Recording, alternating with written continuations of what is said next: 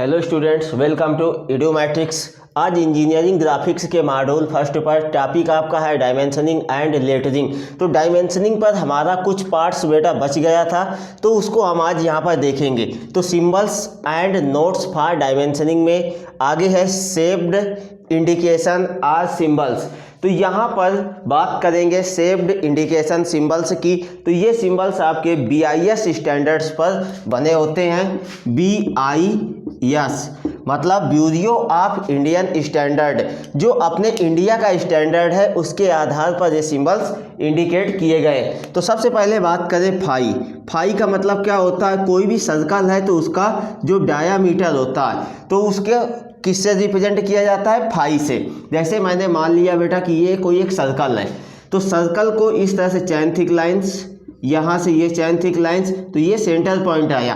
तो अब इसके डायामीटर को शो कराना है, तो इस सर्कल का डायामीटर मान लिया 15 mm है, तो फाई 15। तो इस तरह से यहाँ से लाइन खींची जाएगी, तो यहाँ से एरो, यहाँ से इस तरह से एरो, तो यहाँ पर ये लीडर लाइन फाई 15। तो इस तरह से इसको मेंशन किया जाता है। या फिर आप इसी लाइंस को बाहर से इस तरह से, यहाँ से इस तरह से आप एरो हेड बना के मेंशन कर सकते हैं। तो ये जो आपका फाई है, तो फाई का मतलब है कोई भी सर्कल है तो उस सर्कल के डायामीटर की बात की गई है। हिंदी में बात करें तो इसको व्यास बोलते हैं, तो डायामीटर की बात की गई है। अब इसके बाद इसी पे आगे आपका आता है सर्कल। ये सारा कुछ आपका BIS स्टैंडर्ड पर बना हुआ है। तो आर का मतलब क्या होता है? रेडियस। आर का मतलब बेटा क्या होता है? रेडियस। तो अब ये रेडियस है, तो रेडियस के लिए देख लेते हैं हम किस तरह से।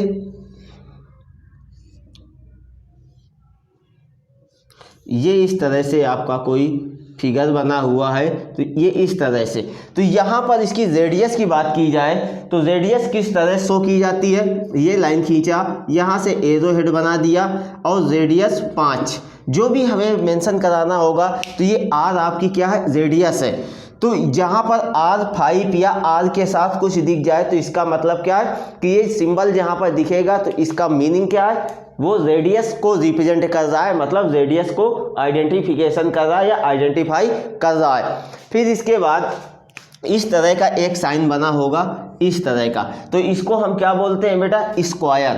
तो ये आपका क्या है? स्क्वायर। स्क्वायर इसका है। अब इसके बाद आगे देख लेते हैं, ये स्क्वायर हो गया। अब आगे देख लेते हैं क्या होगा। तो आगे आपका इस तरह से कोई स्क्वायर बना है और इस तरह से डायगोनल्स मिले हुए हैं, तो इसको क्या बोलते हैं? Square section. Square section. कोई भी ड्राइंग हो तो और डायमेंशनिंग पे इस तरह के सिंबल्स बने हो तो इसका मतलब है कहीं ना कहीं हमें स्क्वायर सेक्शन दिया गया है। तो अब यहाँ पर बात कर लेते हैं थोड़ी सी कि सेक्शन की बात आई है तो सेक्शन लाइंस आपकी कैसे बनती है। तो जैसे मान लिया कि कोई भी पार्ट्स है, तो जैसे ये मार्कर है, तो मार्कर को यहाँ से कहीं से हमने क्या किया? कट कर दिया।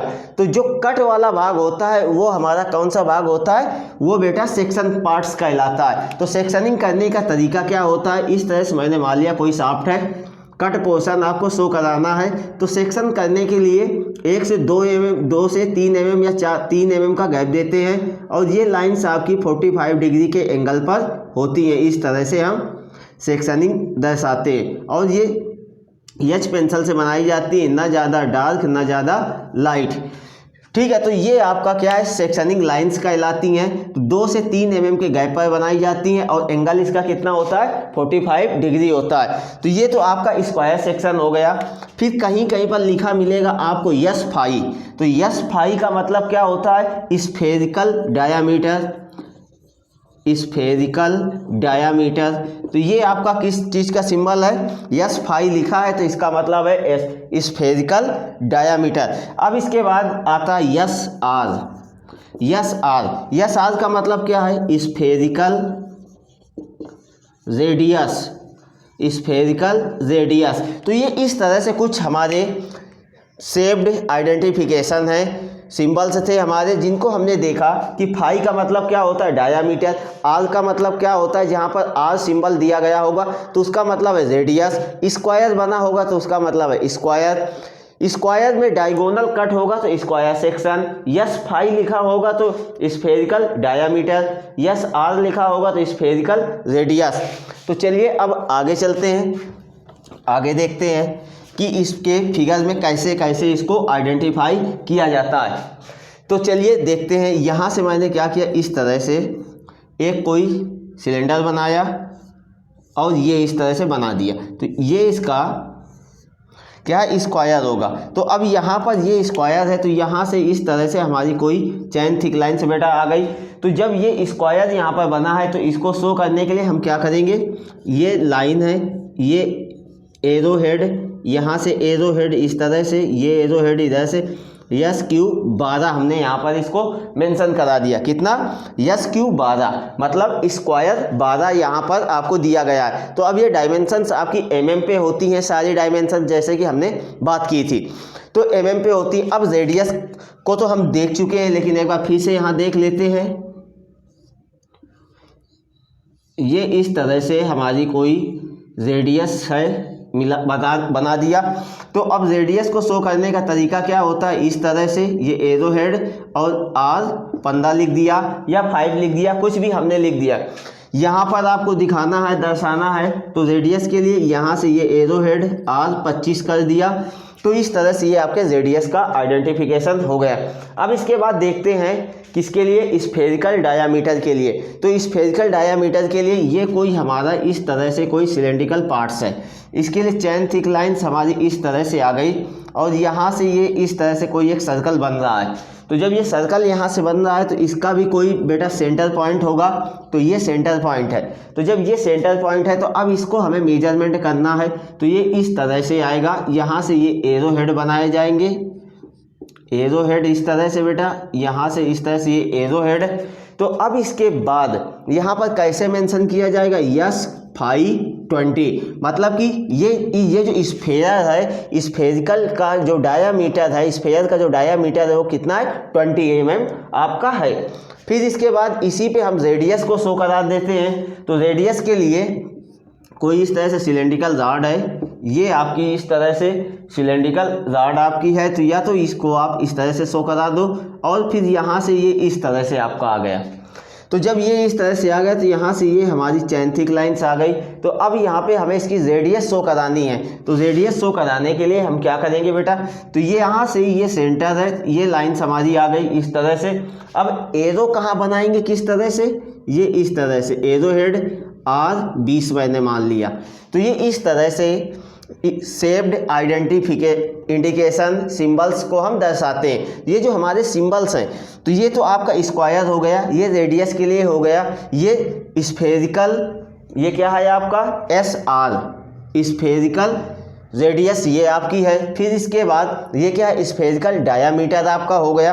तो इस तरह से डायमेंशनिंग हम शो करते हैं, दर्शाते हैं। कहाँ पर, ड्राइंग्स पर जो भी डायमेंशन इस तरह से शो हो तो उसका मीनिंग क्या होता है कि SR का मतलब स्फेरिकल रेडियस, SQ का मतलब स्फेरिकल डायामीटर, SQ का मतलब स्क्वायर और R का मतलब रेडियस। तो इस तरह से ये हमारे क्या थे, इंडिकेशन सिंबल्स आपके थे।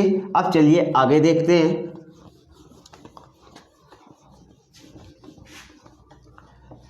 आगे देखते हैं तो आगे इसी पे स्क्वायर को हम एक बार अलग से देख लेते हैं फिर से। स्क्वायर, तो अब ये जो स्क्वायर है, तो स्क्वायर को रिप्रेजेंट करने के लिए क्या करेंगे, तो सबसे पहले इसका साइड व्यू बनाया जाता है। कोई भी सिलेंड्रिकल रॉड है तो इसको हम सबसे पहले साइड से देखेंगे। तो आप इधर से देख रहे हो या फ्रंट से ही देख रहे हो, तो यहाँ से आपको क्या दिखाई दे रहा है बेटा, तो यहाँ से आपको एक सर्कुलर पार्ट्स दिखाई दे रहा है। तो अब यहाँ पर एक सर्कुलर पार्ट्स हमने बना दिया इस तरह से। इसके अंदर ये हमारा चैन थिक लाइन्स इस तरह से आ गई, ये चैन थिक लाइन्स, ये सेंटर आ गया। यहाँ से ये हमने क्या किया, यहाँ पर एक स्क्वायर बना दिया। तो अब इसका स्क्वायर का ये जो है लेंथ कितनी होगी, 20 मैंने मान लिया, 20 मान लिया। तो और इसका डायामीटर इस तरह से यहाँ से क्या किया, प्रोजेक्शन लिया। प्रोजेक्शन लेने के बाद इसको यहाँ से मिला दिया। और ये जो हमारी चैन थिक लाइन्स है इसको भी हमने इंक्रीज कर दिया। और यहाँ पर इस तरह से हमने क्या किया, कट पोर्शन शो कर दिया कि मतलब ये कहीं ना कहीं से रॉड हमारी कटी हुई है। तो जो सिलेंड्रिकल रॉड है ये हमारी कहीं ना कहीं से कट है। तो अब इसको यहाँ से मिला दिया और यहाँ से इसको इंक्रीज कर दिया। तो अब यहाँ से भी चैन थिक लाइन्स आ गई।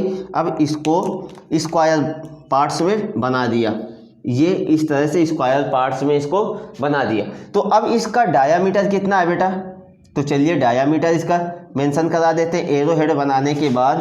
तो डायामीटर आपका आएगा इसका फाई 40 है। क्या है, फाई 40। यहाँ से यहाँ तक की लेंथ आपकी कितनी होगी, या ये तो शाफ्ट है तो कुछ लेंथ भी आपकी हो सकती है, यल मान लिया मैंने। यहाँ से अब ये लेंथ यहाँ से आपकी आएगी और यहाँ से यहाँ तक की जो स्क्वायर की लेंथ है कितनी है, 20 या 30 मान लिया। अब इसके बाद यहाँ पर आपको आइडेंटिफाई कराना है कि स्क्वायर को कैसे, या तो आप इसको एसक्यू लिख सकते हो या आप स्क्वायर बना के कितना है 20, तो इस तरह से आप इसको आइडेंटिफाई करा सकते हो कि स्क्वायर जहाँ पर भी होगा या इस तरह से होगा, स्क्वायर बना होगा तो इस तरह से इसकी डायमेंशनिंग की जाती है। तो अब आगे चलते हैं। तो आगे अब आपका आएगा हेक्सागन। तो चलिए देखते हैं हेक्सागन की डायमेंशनिंग कैसे की जाती है जब कोई भी सिलेंडर पे आपको हेक्सागन बनाना होता है। तो मान लिया इसका सर्कल का कोई डायामीटर है, ये कोई फाई है और ये इसकी चैन थिक लाइन्स जा रही है। चैन थिक लाइन्स हमारी आ गई, ये इसका सेंटर आ गया। तो अब यहाँ से हेक्सागन हमने बना दिया इस तरह से, ये आपका हेक्सागन बन गया। तो अब यहाँ से ये डायमेंशन शो होगी। एक साइड इसकी कितनी है बेटा हेक्सागन की, मान लिया कितनी है 12 mm की है। तो मतलब रेगुलर हेक्सागन आपका बना हुआ है। तो अब यहाँ से बाई प्रोजेक्शंस हमने ले लिया, यहाँ से भी हमने प्रोजेक्शंस ले लिया, यहाँ से कोई सिलेंड्रिकल पार्ट्स को इंक्रीज कर दिया और यहाँ से हमने क्या किया, इस तरह से कट पोर्शन यहाँ पर दर्शा दिया। अब इसका डायामीटर कितना है, तो इसके डायामीटर की बात कर लें तो इसका डायामीटर मैंने मान लिया फाई 50 है, फाई 50 है इसका डायामीटर। अब इसके बाद यहाँ से मैंने इस पार्ट्स को कट कर दिया। तो अब इसके बाद इसका भी हमने प्रोजेक्शंस ले लिया, तो ये इस तरह से आया। नीचे से भी प्रोजेक्शंस ले लिया तो ये हमारा इस तरह से आया। तो यहाँ पर तो अब इसका सेक्शन हेक्सागन बनाना है तो इसको इसके डायगोनल से इसको यहाँ से मिला दिया। तो अब यहाँ पर डायमेंशनिंग कैसे की जाएगी, तो डायमेंशनिंग करने के लिए यहाँ से यहाँ पर, तो अब यहाँ पर डायमेंशनिंग करने के लिए बेटा क्या करोगे, हेक्स कितना है वहाँ पर 12। तो इस तरह से इसकी डायमेंशनिंग हम करते हैं। तो अब इसकी लेंथ कुछ ना कुछ होगी, कोई प्रॉब्लम नहीं है, कोई शाफ्ट है सिलेंड्रिकल रॉड है तो मतलब कि इस सेक्शनिंग का मतलब है कहीं से कटा हुआ पार्ट्स है। तो इस तरह से ये हमारा क्या था बेटा, हेक्सागन था, हेक्सागन था हमारा। अब आगे बात करेंगे डायमेंशनिंग ऑन टेपर पार्ट्स की। जो आपका पार्ट्स जो होते हैं कुछ टेपर पार्ट्स होते हैं, तो चलिए अब उनकी हम बात करेंगे कि डायमेंशनिंग क्या होती है, टेपर पार्ट्स में कैसे डायमेंशनिंग की जाती है, उसका ग्राफिकल रिप्रेजेंटेशन कैसे किया जाता है।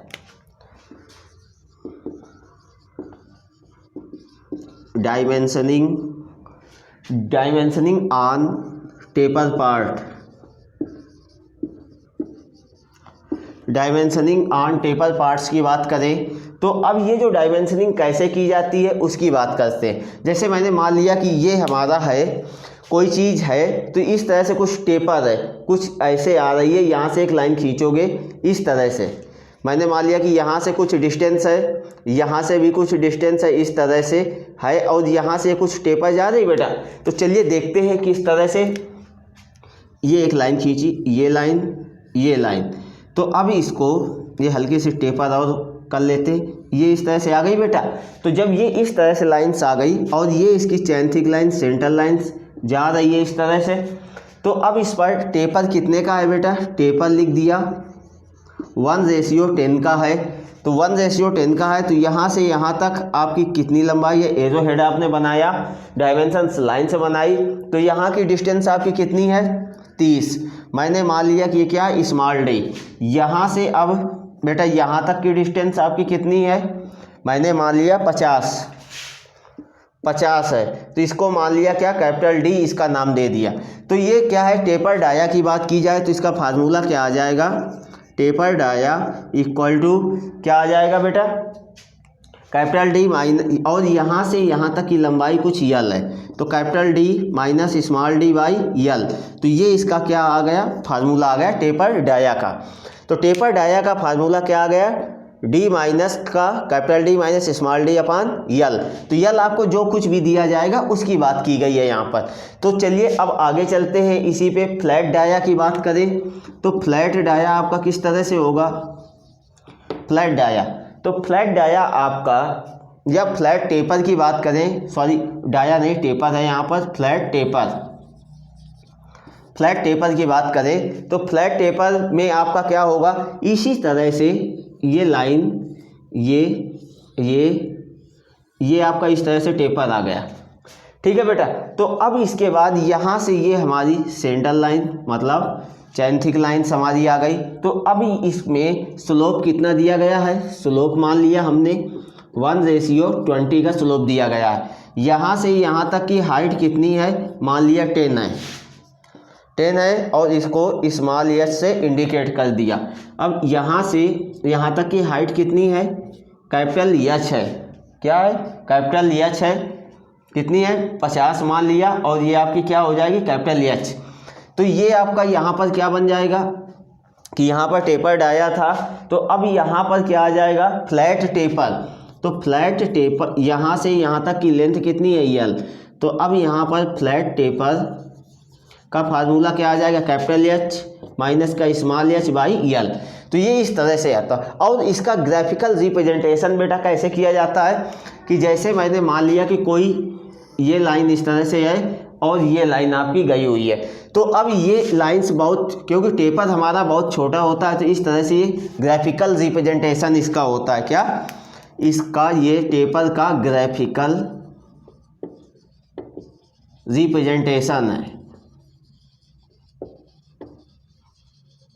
टेपर ये सिंबल जहाँ पर बना होगा तो ये आईजे आपका क्या है कि टेपर को शो कर रहा है कि यहाँ पर कितने का टेपर है। तो अब यहाँ पर टेपर भी लिखा होगा। तो जैसे मैंने मान लिया कि कोई एक फिगर बना हुआ है, इस, चलिए रफ कर देते हैं पहले इसको।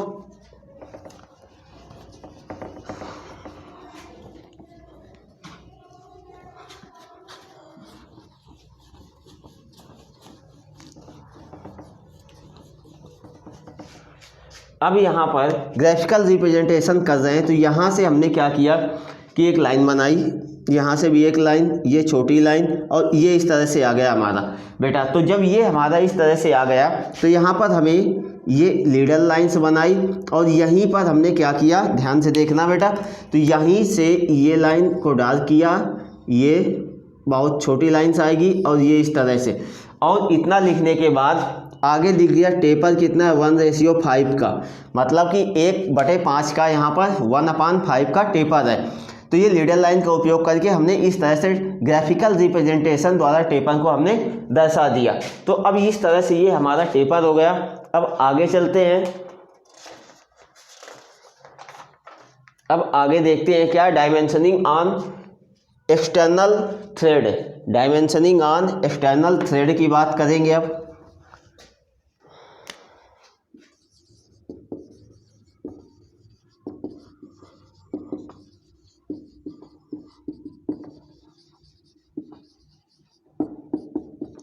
डायमेंशनिंग ऑन एक्सटर्नल थ्रेड, तो अब इस पर डायमेंशनिंग कैसे की जाती है, मतलब कि कोई भी आपके पास एक्सटर्नल, मतलब कि जो आपके पास बोल्ट होती है, तो बोल्ट पर जो एक्सटर्नल थ्रेड बने होते हैं, थ्रेड का मतलब चूड़ियाँ होता है, तो जो आपके थ्रेड्स बने हुए होते हैं बोल्ट में बाहरी, तो उसकी बात की गई है कि उसकी डायमेंशनिंग कैसे की जाती है। तो चलिए देखते हैं कि उसकी डायमेंशनिंग कैसे की जाती है।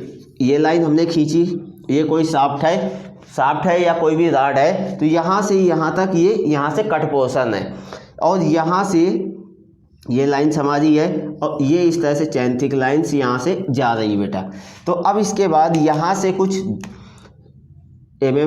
छोड़ के इस तरह से ये लाइन्स हमारी इस तरह से आई, यहाँ से ये लाइन्स कुछ इस तरह से आ गई, और इसको यहाँ से मिला दिया। अब यहाँ से इसको मिलाया, यहाँ से इसको मिलाया। तो इस तरह से क्या होता है कि जब आप चूड़ियाँ देखते हैं, थ्रेड्स आप बोल्ट के ऊपर की देखते हैं, तो वहाँ पर क्या होता है कि एक भाग ऊपर होता है, एक भाग इसका नीचे होता है, एक भाग ऊपर एक भाग नीचे। तो मैंने मान लिया कि ये बोल्ट है, तो यहाँ से यहाँ तक जो लेंथ दी गई है वो कितनी है, 20 है। तो ये क्या है कि इतने पार्ट्स पर हमने क्या कर रखा है, थ्रेड्स कट कर रखा है। इतने पार्ट्स पर हमने क्या किया है, बोल्ट के इतने पार्ट्स पर थ्रेड कट कर रखा है, मतलब कि ये थ्रेडेड पार्ट को हमने यहाँ पर दर्शाया है। तो इस तरह से इसको दर्शाया जाता है। और इसका ये यम यहाँ पर देखते हैं, ये एरो हेड बनाया, ये आपका कैपिटल यम 12। तो ये यम का मतलब क्या है, मैट्रिक थ्रेड होता है। यम का मतलब है आपका मैट्रिक थ्रेड। 12 का मतलब इसका नॉमिनल डायामीटर कितना है, मतलब कोई भी बोल्ट होती है तो बोल्ट का जो नॉमिनल डायामीटर मतलब जो उसका ओरिजिनल व्यास होता है, जो उसका ओरिजिनल डायामीटर होता है, उसी को हम क्या बोलते हैं, नॉमिनल डायामीटर के नाम से जानते हैं। ठीक है। अब इसके बाद ये जो डायामीटर आया है बेटा, तो ये कितना है आपका 0.8D, मतलब जो आपका नॉमिनल डायामीटर है उसका 0.8D, मतलब कि अप्रॉक्स मान लिया जाए तो ये 10 mm है, ये 12 mm है, ये 10 mm का है। नीचे का गैप, उसकी जो पिच आएगी वो 2 mm की होगी। तो चलिए अब इसके फंक्शन से देख लेते हैं। तो कहीं कहीं पर ये तो आपको एक्सटर्नल रिप्रेजेंटेशन करने के लिए हो गया कि कैसे external representation of the thread का किया जाता है, एक्सटर्नल। चलिए अब इसके देख लेते हैं। यहाँ पर बेटा M20 इंटू 2CRH लिखा हुआ है। अब इसका मतलब क्या होता है, तो यहाँ पर मैं आपको बता रहा हूँ। इस M का मतलब मेट्रिक थ्रेड। जैसे कि आप लोग कुछ लेने जाते हैं, नट बोल्ट्स आप लेने जाते हैं, तो वहाँ पर आपको देखने को मिलता है कि कितने का चाहिए, तो आपने M22 बोल दिया है, M20 इंटू 2 का बोल दिया है। तो ऐसे ये स्टैंडर्ड साइज होते हैं जो मार्केट में आसानी से उपलब्ध होते हैं। जैसे M6 की बात कर दी, 6 इंटू 1, तो ये आपका M6 इंटू 1 मतलब मैट्रिक। 6 का मतलब क्या होता है, नॉमिनल डायामीटर, एंड 1 का मतलब क्या है, यहाँ पर पिच से है। तो चलिए यहाँ पर हम देख लेते हैं। तो यहाँ पर ये एरो हेड, ये आपका क्या है, नॉमिनल डायामीटर इन mm। फिर ये आपका 2 क्या है, पिच। 2 क्या है आपका, पिच। 2 क्या है आपका, पिच इन mm। ठीक है। C क्या है, C क्या है आपका, टॉलरेंस ग्रेड।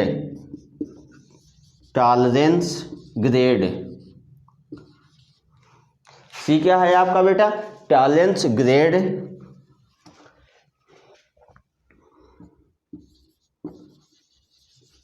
और ये जो RH है आपका, ये क्या है, राइट हैंड थ्रेडेड की बात की गई है। तो मतलब ये कुछ स्टैंडर्ड होते हैं जो मतलब कि हमेशा मार्केट में हमें नीड होती है और हम लेने चले जाते हैं कि, लेकिन जनरल लैंग्वेज की भाषा में हम बात करते हैं सूत में। लेकिन यहाँ पर हम सूत की बात ना करके सीधे दुकानदार से बोलेंगे M8 का दे दो, M6 का दे दो, M8 सवा का दे दो, M8 1 का दे दो। तो ऐसे ये इसके स्टैंडर्ड होते हैं। तो ये मैट्रिक की बात की गई है। तो ये जो आपका बना हुआ एज ए मैट्रिक है, तो मैट्रिक में 6 इंटू 1 7 का भी आता है, 8 का भी आता है, 10 का भी आता है, 14 का भी आता है। तो इस तरह से ये हमारे क्या है कि स्टैंडर्ड होते हैं जो हमें मार्केट में आसानी से अवेलेबल है। ये पिच 2 का मतलब क्या, पिच मतलब कि आपकी 2 चूड़ियाँ जो आपकी कटी हुई होती है ना, आप लोगों ने देखा होगा बेटा, ये आपकी शाफ्ट बोल्ट है। तो इस तरह से आपकी वहाँ पर थ्रेड्स चूड़ियाँ कटी हुई होती हैं।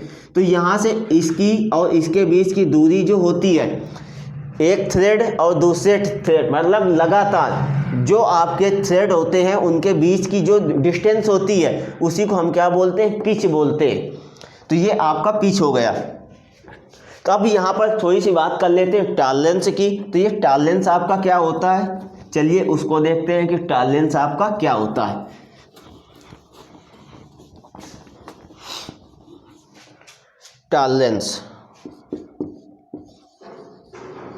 जैसे कि आप लोगों ने मैथमेटिक्स में सीखा होगा upper limit and lower limit, तो इसी का डिफरेंस जो होता है, डिफरेंस बिटवीन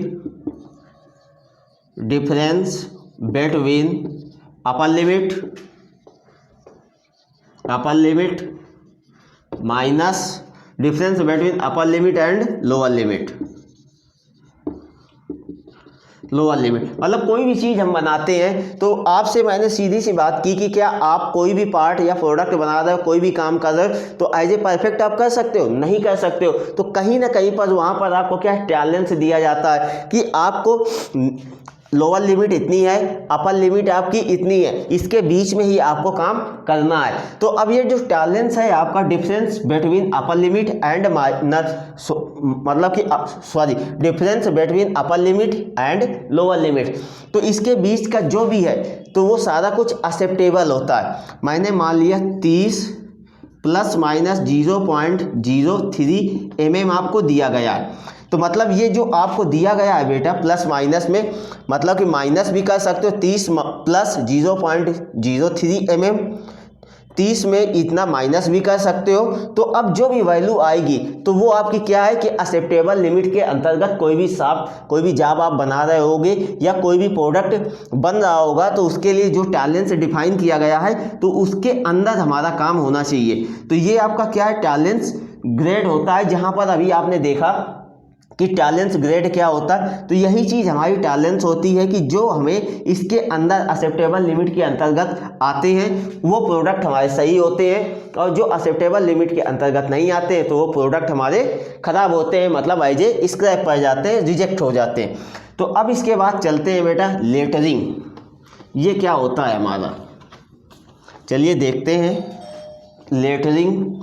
तो अब ये आपका बहुत ही इंपॉर्टेंट टॉपिक शुरू होने वाला है, हो रहा है लेटरिंग। तो अब ये जो लेटरिंग है हमारा, तो इस पर क्या चीज़ होगी, तो यहाँ पर आपको इंजीनियरिंग ड्राइंग के ऊपर, इंजीनियरिंग ड्राइंग में अक्षर कैसे लिखे जाते हैं तो इसका भी एक विशेष इम्पॉर्टेंस होता है, अपना एक इम्पॉर्टेंस है, क्योंकि प्रत्येक ड्राइंग में डायमेंशंस, टाइटल्स व अन्य सूचनाओं को लिखने के लिए ड्राइंग में पूर्ण जानकारी मांगी जाती है।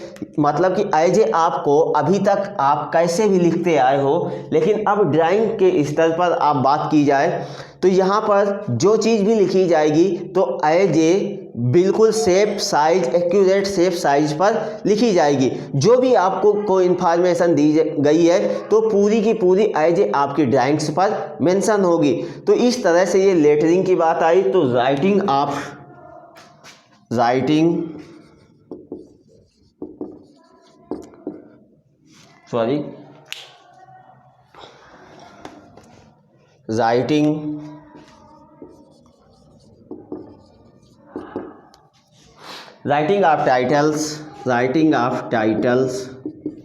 of titles, dimension value notes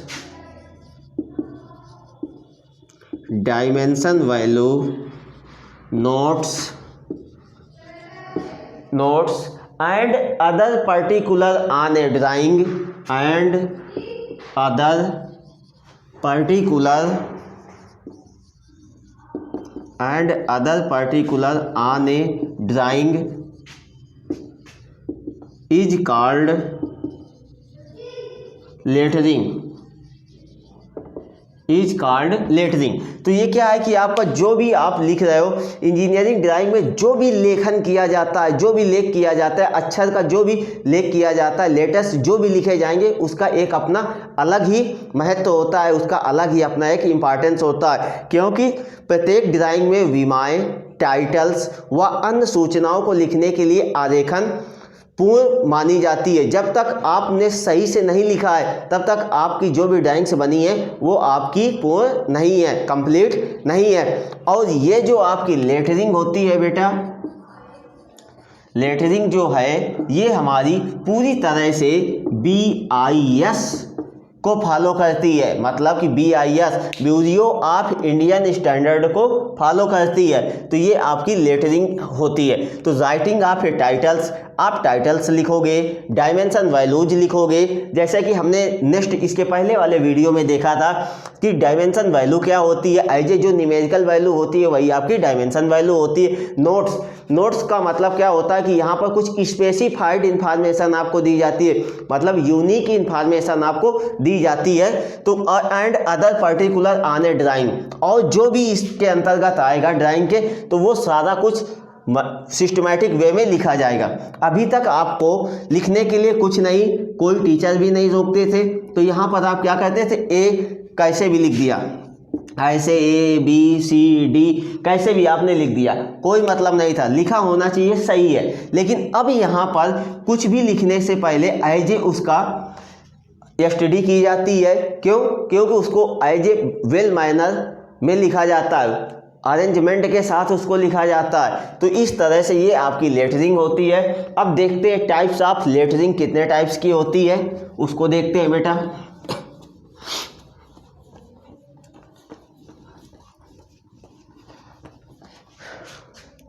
types of lettering, types of lettering, ये आपके कितने टाइप्स की होती है? There are 3 types. पहला नंबर गोथिक लेटरिंग, दूसरा नंबर आपका रोमन लेटरिंग, तीसरा नंबर आपका आता है फ्री हैंड लेटरिंग। तो अब यहाँ पे आपके सिलेबस में मेंशन है ये और फ्री हैंड। तो चलिए देखते हैं गोथिक लेटरिंग। तो यहाँ पर क्या होता है कि सभी अक्षर को एक समान चौड़ाई व मोटाई पर इसको लिखा जाता है। मतलब गोथिक लेटरिंग का मतलब है एक यूनिफॉर्म हाइट या यूनिफॉर्म विथ और थिकनेस पर लिखा जाता है इसको। तो ये गोथिक लेटरिंग है। तो अब इसके हम देख लेते हैं डिवाइड कितने टाइप्स में किया गया है। गोथिक लेटरिंग को कितने पार्ट्स में डिवाइड किया गया है, तो इसको भी हमने 2 पार्ट्स पर डिवाइड किया है। तो वो कौन कौन से पार्ट्स हैं? इस पर फर्स्ट नंबर आपका क्या है बेटा? वर्टिकल और अपराइट गोथिक लेटरिंग, वर्टिकल और अपराइट गोथिक लेटरिंग। अब इसको कितने पार्ट्स पर किया गया है? तो ए पॉइंट हमने मान लिया। तो ए पॉइंट आपका क्या होगा बेटा? तो ए आपका है single stroke vertical lettering, single stroke vertical lettering. दूसरा बी नंबर आपका आ जाएगा डबल स्ट्रोक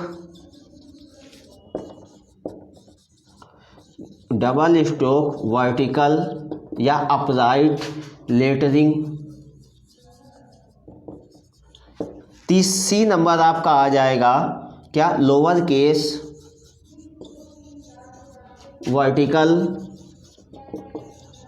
लेटरिंग। तो अब यहाँ पर बेटा बात करेंगे हम कि ये वर्टिकल का मतलब क्या होता है। तो जहाँ पर ये वर्टिकल का बात आ जाती है तो यहाँ पर थीटा इक्वल टू आपका कितना हो जाएगा? 90 डिग्री आपका हो जाएगा।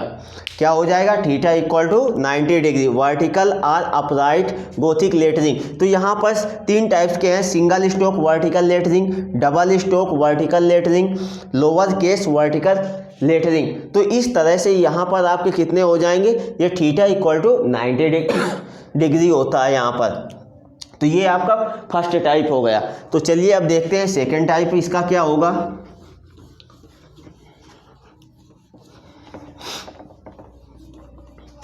सेकेंड टाइप आपका क्या होगा? तो चलिए देखते हैं। सेकेंड नंबर आपका होगा इंक्लाइंड और italic Gothic lettering.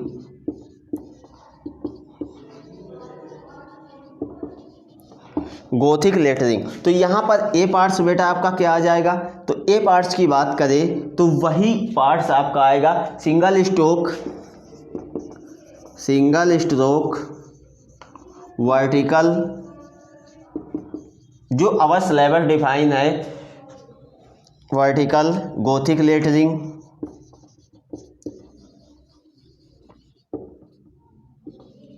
Single stroke, vertical नहीं बेटा यहाँ पर इंक्लाइंड आएगा, single stroke inclined Gothic lettering, क्योंकि इंक्लाइंड की बात कर रहे हैं, inclined Gothic lettering. B parts आपका क्या आ जाएगा, double stroke inclined Gothic lettering. तीसरा नंबर सी नंबर आपका आ जाएगा lower case inclined Gothic lettering. ये जो आपको लेटर्स लिखने होते हैं तो इस तरह से हमें डिफाइन किया गया है। तो अब यहाँ पर इंक्लाइंड के लिए, तो बेटा यहाँ पर इंक्लाइंड के लिए एंगल कितना होगा, 75 डिग्री एंगल यहाँ पर होता है। Single stroke inclined Gothic lettering, double stroke inclined Gothic lettering, lower case inclined Gothic lettering. तो इस तरह से ये आपके दो टाइप्स के होते हैं। तो अब चलिए इसके कुछ बेसिक फार्मूलेज होते हैं उनको हम देखते हैं। तो चलिए देखते हैं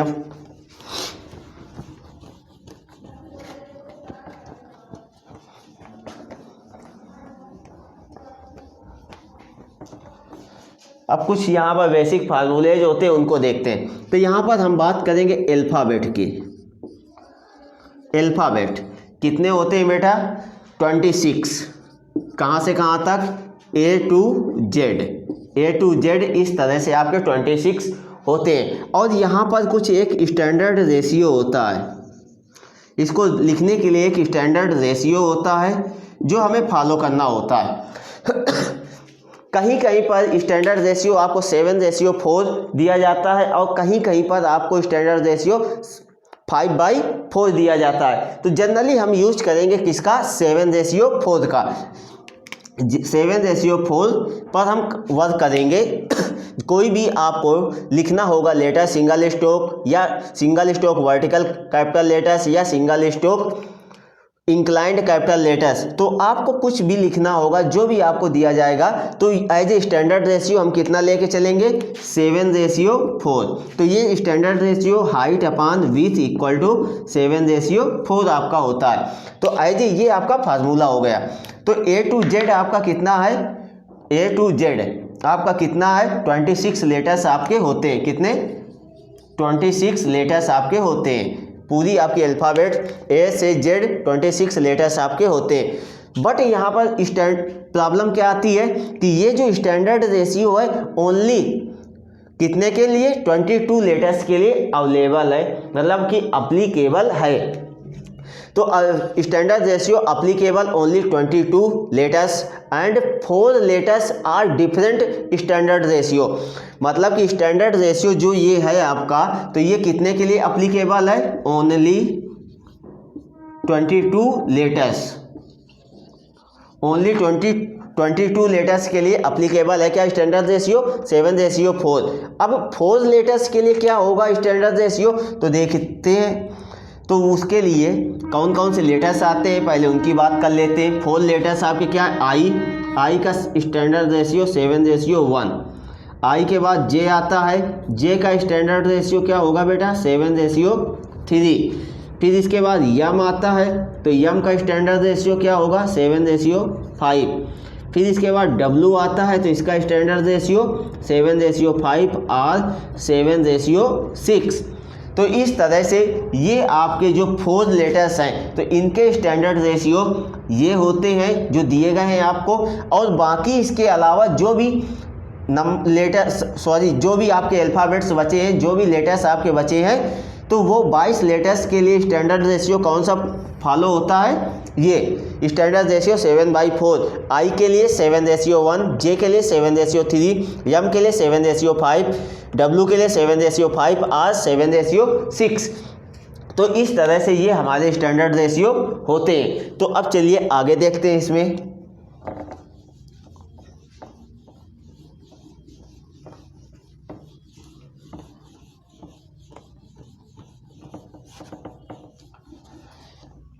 अब चलिए आगे देखते हैं। तो अब यहाँ पर ए के बाद बी आता है, सी डी ई एफ, इस तरह से आपका जेड तक चलता चला जाता है।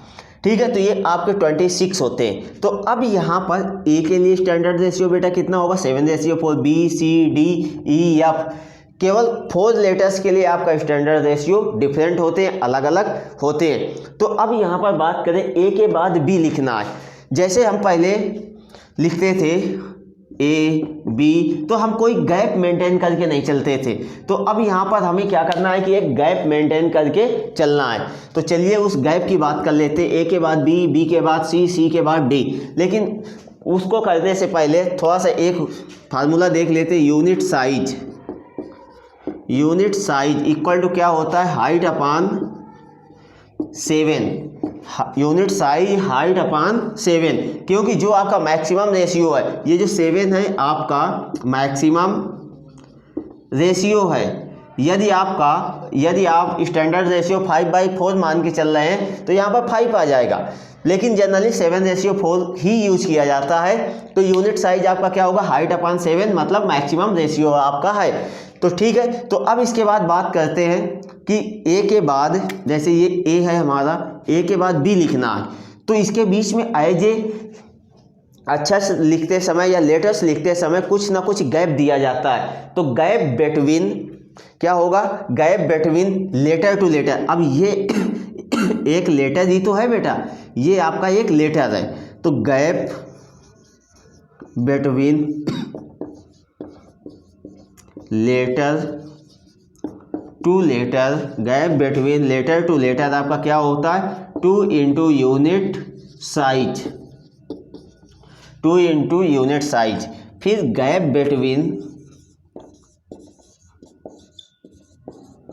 Word to word, word to word कितना होता है, 4 × यूनिट साइज। इस तरह से ये आपका ये भी काम फार्मूला काम देता है। तो यहाँ पर इतने है हमारा सब कुछ, जिसके देख के हम क्या करेंगे, ये सारी चीज़ें लेटर्स को लिखेंगे। इसके साथ क्वेश्चन आपसे कैसे पूछा जाता है, तो क्वेश्चन में आपको सेंटेंस दिया जाता है, ऑलवेज स्पीक द ट्रूथ। अब इसके लिए हाइट एक दे देगा, उसके बाद आपको ये सारी कैलकुलेशन करने के बाद पता चलेगा कि 2 यूनिट साइज कितना है, इसकी विथ कितनी निकल के आई। विथ कहाँ से निकालोगे, H upon W equal to 7/4। तो यहाँ से आप क्या करोगे, विथ निकाल लोगे, क्योंकि हाइट क्वेश्चन पे दी गई है। यदि आपको हाइट ना दे के विथ दी जाएगी तो आप हाइट निकाल सकते हो। ठीक है, तो अब इसके बाद gap between letter to letter, A के बाद बी लिखना है, बी के बाद सी डी।